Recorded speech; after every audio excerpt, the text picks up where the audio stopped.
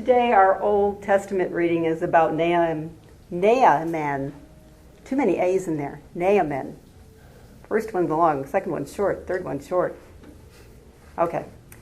But he was commander of the Syrian army, so I'm sure all the people under him knew how to say his name correctly.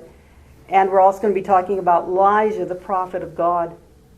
That story is 27 verses, the entire 5th chapter of the second Kings. But we only get 3 or 4 verses in the lectionary. I would guess that most people are not familiar with the rest of the story, and it is a fascinating story.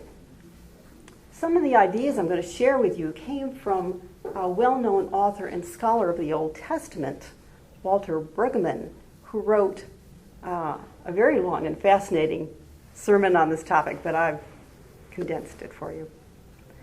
Naaman was highly respected by the king of Syria, for he was a skilled leader and very successful in battle. But he was a leper with repulsive sores and flaky, scaly skin. It was going to cost him his military and political career and his social position if he didn't find a cure. In an ironic twist, Naaman's wife had a slave girl from Israel captured on a raid by the Syrians, and this slave girl knew of the miracles that Elijah had done. So the king of Syria gave Naaman a letter of introduction to the king of Israel, and Naaman set off loaded with 10 silver coins, 6,000 pieces of gold, and 10 expensive sets of clothing. A fortune, really, to buy his healing. Well, the king of Israel tore his clothes in despair because he saw this as nothing but a plot by the Syrians to invade and destroy Israel, because clearly nobody could heal leprosy. But Elijah heard about the ruckus, and he said to the king, "Send Naaman to me." Well, when Naaman arrived at Elijah's door, Elijah didn't even come out. He sent somebody else just to tell Naaman, "Go to that muddy little Jordan River and wash 7 times. Well, Naaman was infuriated. He was certain that at least Elijah would come out and wave his hands over him and pray to his God and invoke God's presence down for healing. But none of that happened. And Naaman was in a rage. He said, "We have better, cleaner, bigger rivers in Damascus. I could have stayed home and done that." And he turned to leave. But his servant said, calm down. If he had asked you to do something difficult, you would have done it. So this is easy. Just give it a try." And Naaman did. And when he emerged from the water, his skin was as clean and pure as a baby's. Well, no story is complete until you place it in the culture of the day. And in the Middle East, you always had to reciprocate for any favor. So Naaman returns to pay Elijah. And Naaman even adds a confession of faith. "Now I know there is no God in all the earth except in Israel." But Elijah refuses payment. No deductible, no professional fees, no monthly premium, no bill in the mail.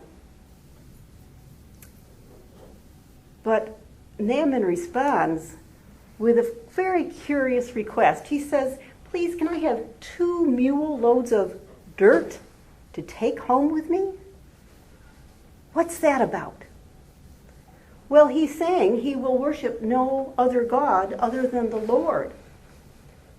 And at that time, people understood a place of worship to have a physical and geographical location.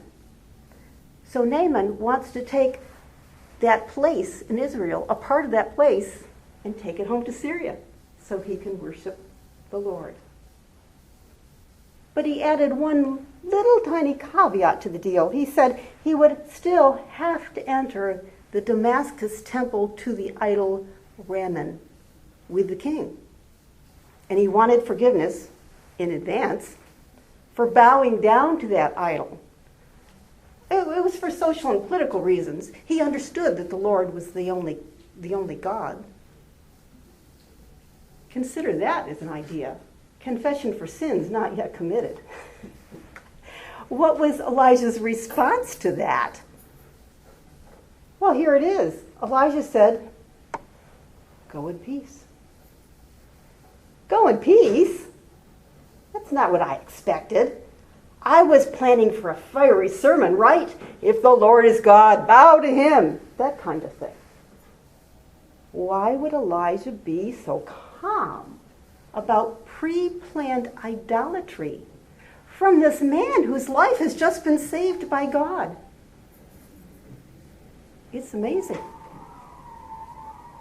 But you see, Elijah was not in the business of selling health care. He was in the business of peace. He brought peace to Naaman, who came knowing only fear and death. Elijah brought peace to many people by healing this dreaded disease.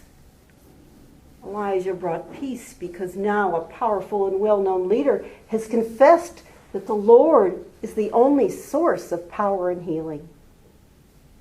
Elijah contributed to a step toward peace between Israel and Syria. Our world today would be very different if more people did that. Elijah gave us a reminder of God's love and healing, which is freely, abundantly given. Elijah, like God, did not hire a staff to count our failures or the times we bow down to some idol. God does not barter for peace. The peace of God, like rain, falls on the just and the rest of us. Finally, Elijah chose to remain free himself, to move on in peace. He was not bound by any missteps of other people. He had God's work to do. He would focus on the good and let the judgments go past. He would stay free to let God's Spirit move as and when it should. My grandchildren tell me they don't like Christians because they're in your face and pushy about their faith. But yet they don't seem to know much about their faith. It sounds, unfortunately, like my grandchildren have met people who are not in the peace business. Because even if we were the only ones in town who seem to be interested in the peace business, the ones who seem to freely hand out the sacraments without barriers, we feed the hungry, distribute laundry baskets, care for the elderly. Well, for the only ones, that's all right. We can be the only ones who end every encounter with peace, who move on to the next encounter without making notes about the failures of our brothers and sisters. We can affirm each other, complete with those little idols that we still feel we have to bow down to. We can spend less time and effort worrying about our scales and our flakiness and focus on something constructive. Peace is the gift that heals. And peace is spread by our contact with one another, one-on-one. Then we are ready to praise and worship God, the God of love and healing and peace. Amen.